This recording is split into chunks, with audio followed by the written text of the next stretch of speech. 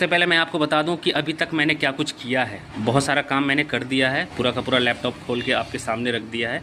ये back panel है, ये कीबोर्ड है, ये बैटरी है, ठीक है। उसके बाद देखो ये पूरा का पूरा लैपटॉप के अंदर का पार्ट है जो आप देख रहे हो। तो ये हार्ड डिस्क है, इसको मैंने खोल दिया है, देख लो ये अलग हो जाएगा।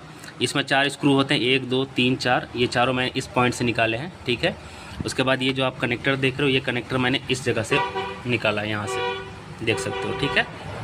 बाकी एक कनेक्टर यहाँ ये निकलता है कीबोर्ड का, दूसरा कनेक्टर ये बैक पैनल का निकलता है, ये सब कुछ अभी दोबारा इसे खोल लगा के भी दिखाऊंगा मैं, ठीक है। तो चलो अब मैं सबसे पहले इसकी जगह पे SSD कनेक्ट करता हूँ। ये जो सामने मेरे SSD रखी हुई है कंसिस्टेंट की, उसके बाद मैं आपको बताता हूँ कि किस तरह से इसे कनेक्ट करते हैं, ठीक है।